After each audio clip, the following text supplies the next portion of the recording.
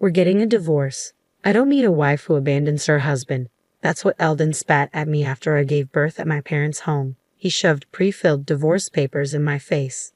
Up until then, Eldon hadn't shown any concern for me during my pregnancy.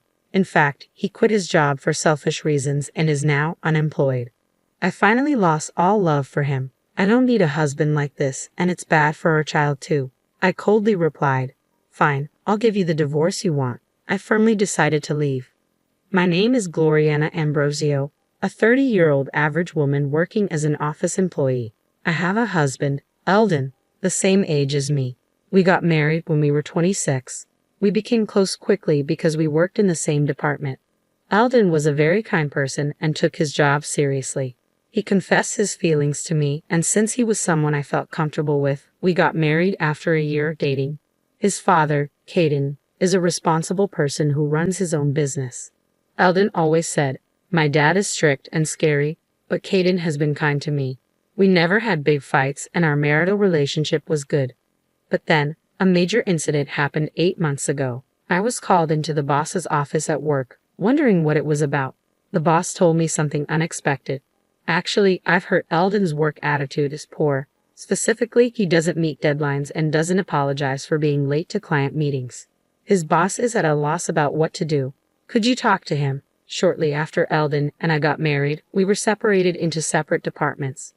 I was shocked to discover that Eldon and I had been assigned to separate departments since our marriage. I had always believed Eldon was working diligently there. There had been no signs of any change at home, but I started to worry that he might be under stress. That evening, I asked Eldon about it. He promised me, "No, I'm not getting along well with my boss. I'll talk to him and resolve it. I'll change my attitude." But a week later, he came home and said, "I quit my job. I can't work under that boss anymore." I checked with his boss, and it was true.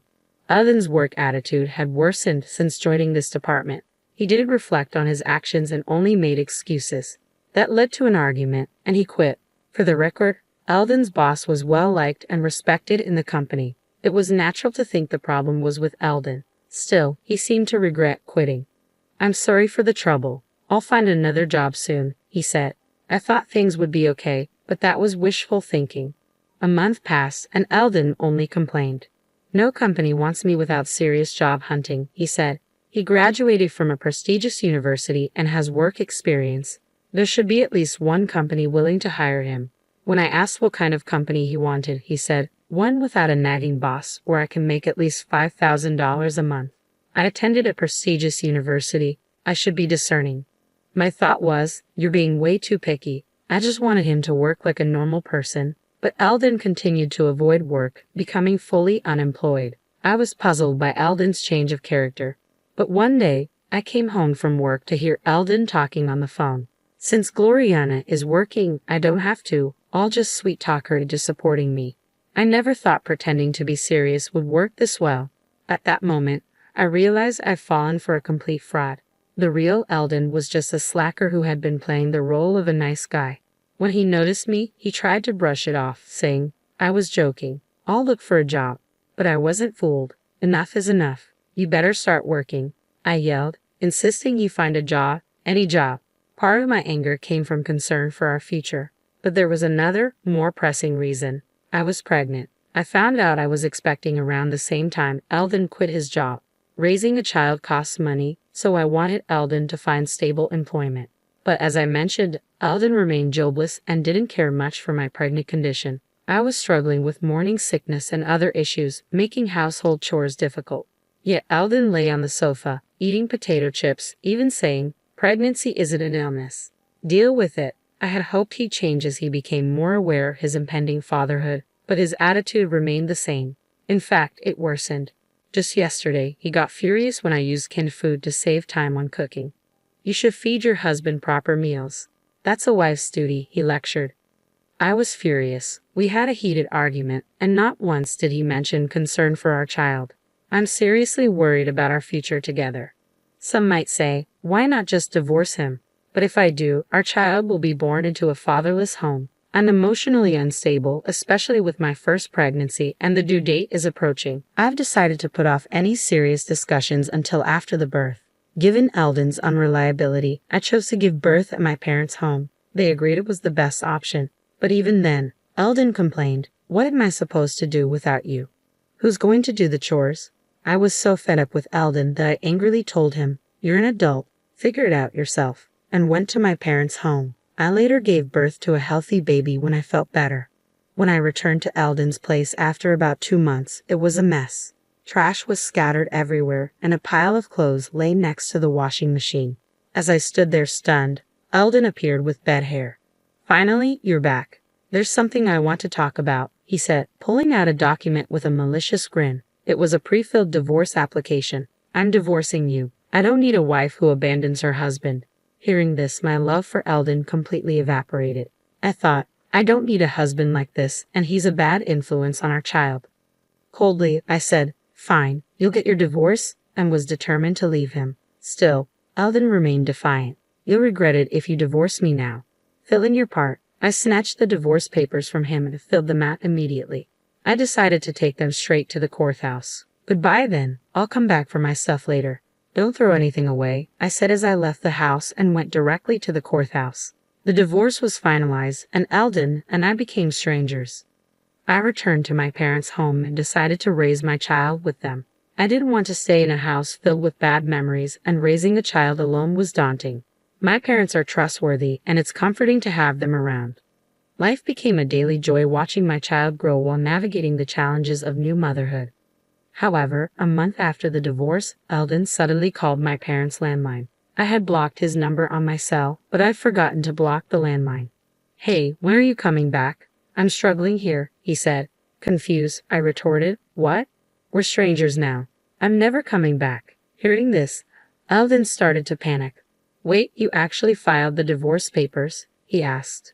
"Yes, you wanted a divorce, didn't you? I've been over you for a while now, so I submitted them a month ago," I replied bluntly. Upon hearing my response, Eldon became furious. "Why did you file them? I was just trying to scare you into coming back and taking care of me," he admitted. I was utterly disgusted by his twisted logic. "Whether you were serious or not, I have no intention of reconciling with you. You've been useless ever since I got pregnant. Who would want to be a family with a man like that?" I stated firmly. Realizing his mistake, Eldon finally said, "I get it. I'm sorry. I've reflected on my actions. Please come back. I'm really struggling financially," he pleaded. He was pretending to be remorseful now. "We settled our property when we divorced, and like I said before, you're an adult. Figure it out." I yelled and hung up the phone. I immediately blocked his number to prevent further calls. I thought that was the end, but a month later, on a peaceful Sunday afternoon, the doorbell rang. It was Eldon. Not wanting anything more to do with him, my parents and I tried to pretend we weren't home, but Eldon persistently banged on the front door. "Hey, I know you're in there. Come out." Reluctantly, I went to answer the door. There stood Eldon, skinny and unshaven. I hadn't seen him in 2 months, and I was shocked to see he looked like a drifter. Without asking, he walked into the house and sat arrogantly on the sofa. "Gloriana, I need money, just $1,000. I'm really struggling here," he pleaded. "So why don't you get a job? You have a degree from a prestigious university, and you're not too old to work," I retorted, annoyed. Eldon began to explain. "Actually, I've decided to make money through investment. Working a regular job is for fools. I found a trustworthy advisor online, so I'm good. I'm still in the red because I had just started, but I was told it would turn profitable. However, I'm running out of the money I got from our property division, so I need your help." I was sure it was a scam. My mom, looking disgusted, returned to taking care of the baby. My dad also looked like he thought it was a scam, but Eldon, oblivious, kept insisting on money. "I'll pay you back when my investments pay off, and you can live the high life," he said. I reached my breaking point with his incessant and nonsensical demands. "If you don't stop, I'm calling the police," I warned, genuinely angry. With my dad, we kicked Eldon out. The mention of the police kept him away for a while, but we never knew when he might show up again. We considered moving, but with a baby, it seemed ridiculous to incur moving costs just because of him. So my parents and I devised a plan for the next time Eldon showed up. Another month passed, and unfortunately, Eldon returned. Seeing him, my mom immediately made a phone call as planned, and my dad and I let Eldon in and humored him for a while. His goal was still money. "I'm in trouble. I can't reach my investment advisor anymore." I poured in over $10,000, and it was a scam. I have nothing left. You're the only one I can rely on.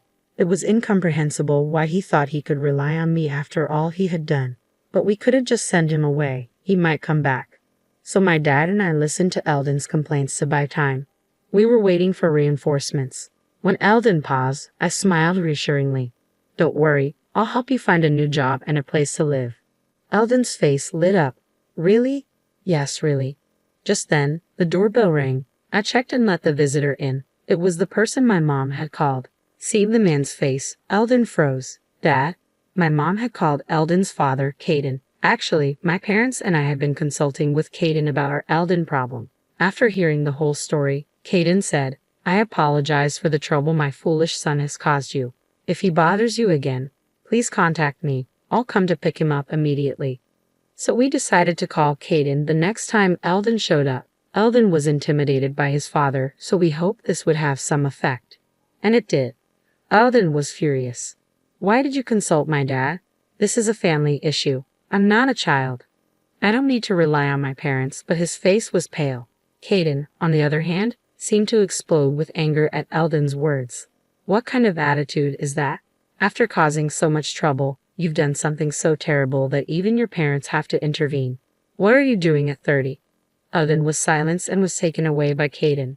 After that, Eldon started working as a general helper at Caden's company. He's being strictly trained in manners and how to be a decent human being. Moreover, his direct boss is quite strict, and if Eldon slacks off even a bit, he gets scolded. Life must be hellish for Eldon, and his salary is lower than when he was a regular employee. With debts to pay, he's not left with much. It's a far cry from his dream of making $5,000 a month without a nagging boss. And it must be tough. But he brought this upon himself, so I want him to suffer. As for me, I'm busy raising my child. My child is growing up healthy and strong. Life is tough, but my parents are supportive, and there are many experienced parents at my workplace, which is a big help. Recently, I went to the aquarium with my child and parents. My child was fascinated by the dolphins he saw for the first time and seemed to enjoy it. I want to give my child various experiences and want him to learn many things. I intend to do my best as a parent.